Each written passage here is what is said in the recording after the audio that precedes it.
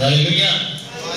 परमेश्वर पिता का धन्यवाद हो। परमेश्वर की आराधना करने के लिए कलीसिया को परमेश्वर ने बल दिया, सामर्थ दिया और उसकी आराधना करने के लिए हम अपने जीवन को जितने भी उसके कार्य के लिए हम अपने जीवन को लाते हैं, परमेश्वर उतना आशीष हम सबको करता है। हालेलुया। हम अपने हर वो बातों को भूल जाते हैं जब हम परमेश्वर की आराधना करते हैं। दिल से आराधना करना जरूरी है ना? वचन कहता है आत्मा और सच्चाई से हमें परमेश्वर को आराधना करना है। जब हम आत्मा और सच्चाई से परमेश्वर की आराधना करते हैं, वही आराधना को परमेश्वर क्या करता है? ग्रहण करता है। दिखावटी और शो ऑफ वाला आराधना को परमेश्वर ग्रहण नहीं करता।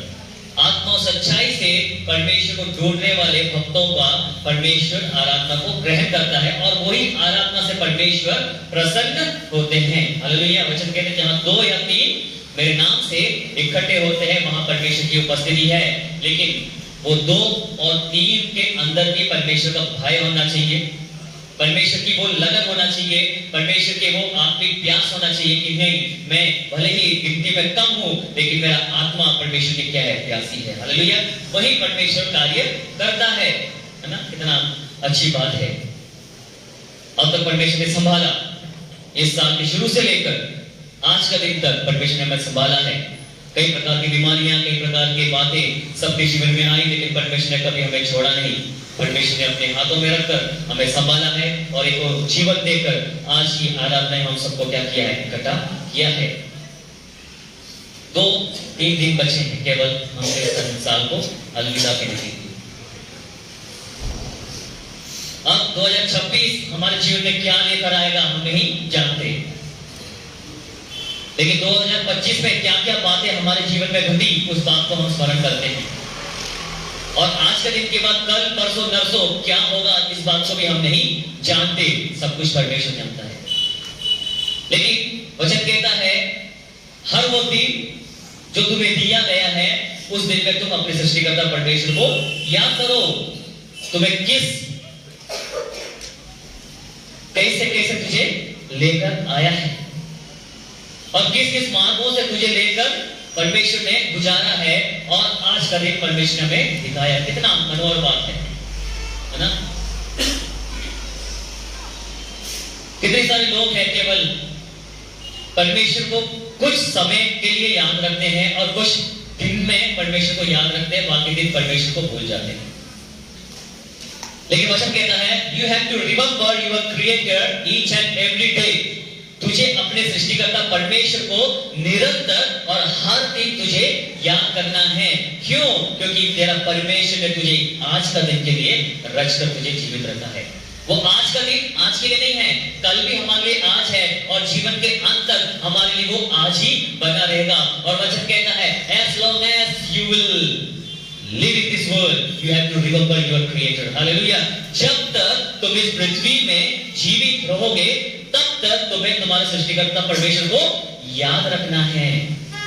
तभी परमेश्वर हमारे जीवन में, हमारे परिवार में, हमारे कलीसिया में, हमारे हर वो एरिया में जहां पर हम अपने कदम को रखते हैं, परमेश्वर क्या करता है? आशीषों को भर देगा।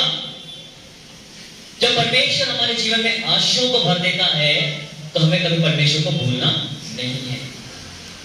वो आशीष जो हमारे हिस्से में रखी थी, वो आशीष कोई दूसरा लेकर जाने वाला ना होने पाए, लेकिन आपके हिस्से के आशीष को परमेश्वर आपको ही देने के लिए आप परमेश्वर से जब प्रार्थना करोगे तब परमेश्वर स्वर्ग का वो झरोखा खोलकर तुम्हारे जीवन में वो आशीषों को भर देगा।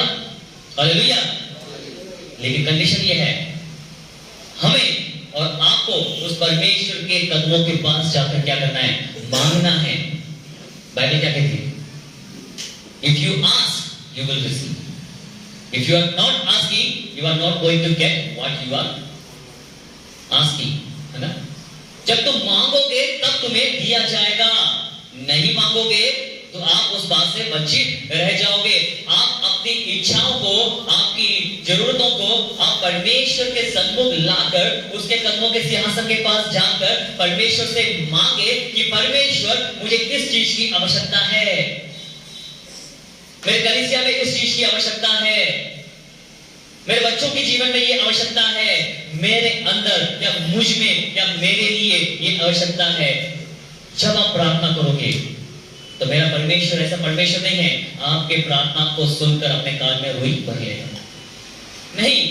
आपके प्रार्थना के तरफ परमेश्वर अपने कान को और झुकाएगा और बड़े प्यार से, बड़े नम्रता से आप जो भी प्रार्थना करते हो वो परमेश्वर सुनेगा, है ना। जितने यहाँ पर बैठे हैं आप कभी ये बात नहीं कह पाओगे कि मेरा परमेश्वर ने आज तक मेरा प्रार्थना नहीं सुना। कोई कहेगा? नहीं कह पाएगा। हम सब कहेंगे कि मेरा परमेश्वर ने मेरा प्रार्थना सुना है, क्योंकि मेरा परमेश्वर प्रार्थना सुनने का योग्य परमेश्वर है, क्योंकि मेरा परमेश्वर ऐसा परमेश्वर है, क्योंकि मेरा परमेश्वर जीवित परमेश्वर है। मेरा परमेश्वर के पास कान है और उसका कान सुनता है। मेरा परमेश्वर के पास मुंह है और वो हमसे बातचीत करता है। हालेलुया। वचन कई बातों को सिखाता है। कौन? किसका कान नहीं सुनता, किसका मुंह नहीं बोलता। लेकिन हम ऐसे परमेश्वर की आराधना करते हैं जो सुनता भी है, देखता भी है और रिस्पॉन्ड भी करता है, मेरे साथ चलता है, मेरी अगुवाई करता है, पग पग में उसके उपस्थिति का अनुभव हम लेते हैं। हालेलुया। मेरे निराशाओं में भी आशा बना तू, जो ये हमने कहा। जब हम निराशा में पड़े रहते हैं तो परमेश्वर अपनी वो असीम शांति को लेकर हमारे पास आ जाता है। भले आपके अपने ना पहुंच पाए, लेकिन वो परमेश्वर अपने पहुंचने से पहले हमारे पास आकर वो एक असीम शांति, एक तसल्ली हमारे दिमाग में, हमारे दिल में देता है और कहता है कि क्या कहता है परमेश्वर?